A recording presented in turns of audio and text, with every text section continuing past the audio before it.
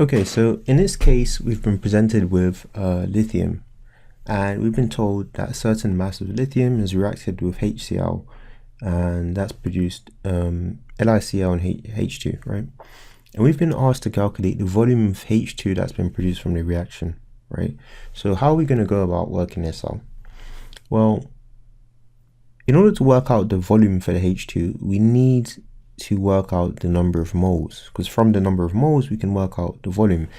In this case, this is all at room temperature and pressure, and we're told actually in the question that 24 decimeters cubed is the volume which would be occupied by 1 mole of a given gas, right? Now we don't have the moles, but what we do have is we have the mass of lithium. So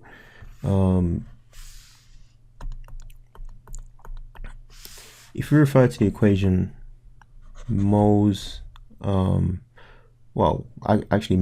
mass is equal to moles, so N times multiplied by the molar mass. We know that we can work out the number of moles. Just rearrange that into moles equals, and if you divide both sides by mR, right, you get moles equals mass divided by moles equals mass divided by molar mass. In this case though, we're starting with lithium. We will later refer to the balance equation, but from the lithium we can work out the moles of lithium and then use the balance equation to work out how many moles of H2 is actually produced. An important detail here is the fact that HCl is in excess. What does that imply? So the fact that HCl is in excess effectively tells us that the limiting reagent in this reaction is the lithium. And why that's useful is that simply tells us that this value for the mass of lithium can be used quite effectively as it basically will tell us how much hydrogen is produced effectively when we run after we run our calculations. Okay, so let's go about this process. So we're trying to work out the number of moles of lithium. First of all, we have the mass, we don't have the molar mass, so let's work out the molar mass. So if we refer to the periodic table for lithium, as you can see, it's got a molar mass, relative atomic mass, which effectively in this case, because it's elemental lithium, is the molar mass.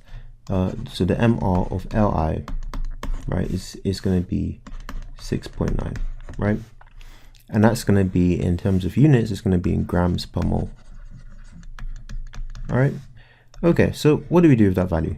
Well, we need to effectively use this equation. So the mass we've got is 26.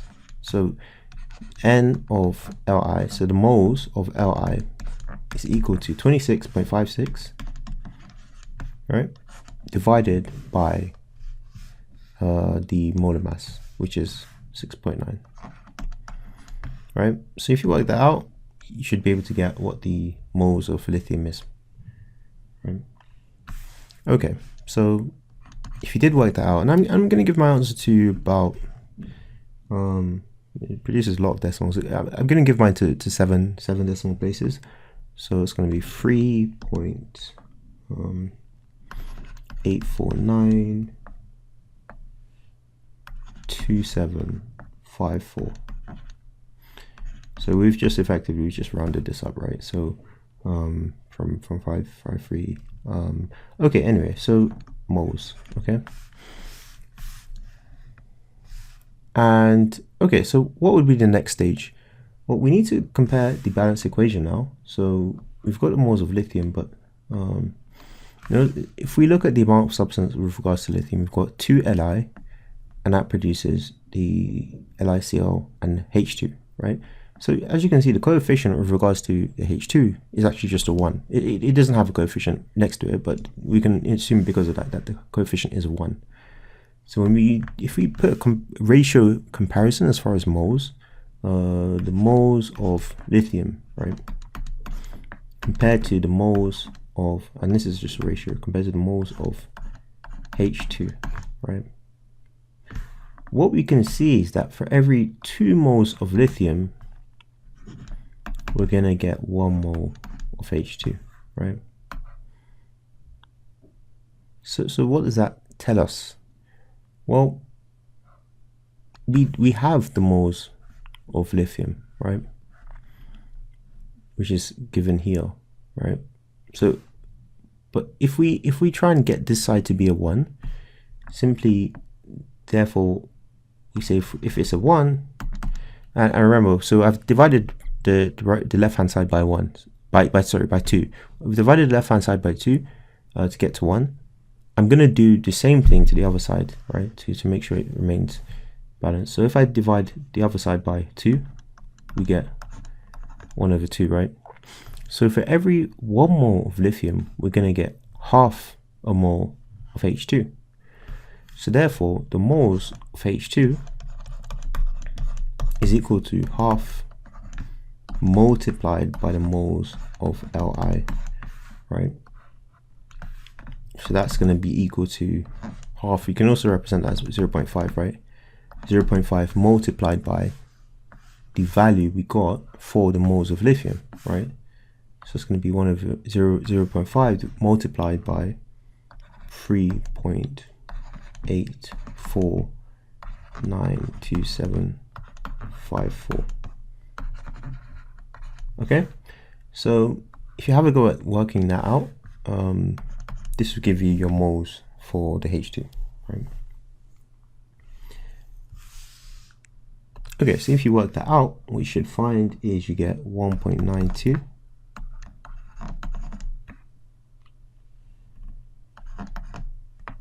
46,377, and that's going to be, again, moles, right? Okay, so we've actually got the moles of H2 here, right? What do we need to do to work out the volume? Because what we've been asked in the question, right, is calculate the volume occupied by the H2. Well, we've been told that it's at room temperature and pressure, and we've been told that when it is at room temperature and pressure, 1 mole will occupy 24 decimeters cubed. So to convert this moles into the actual volume occupied, all I need to do is multiply it by 24. So therefore the volume for H2 is going to be equal to 24 multiplied by 1.9246377. Okay, and so if you do have a go at working that out, you should find that you get 46.1913048, and that's going to be in decimeters cubed. Okay, so this is a volume value we've got initially. However, it is important to pay attention to what we've actually been asked here to work out, which is the fact that you know, a maximum of 2 decimal places, right? So of course our answer at the moment is not a maximum of 2 decimal places, so if we do some rounding here, we will get to our answer. So that's actually 46.19, right? Because we just round that down 19, and that's going to be in decimeters cubed. That's going to be, we can say that that's the 2 decimal places, right? Okay, so that would be, in this case, this would be our answer for the volume of H2, right?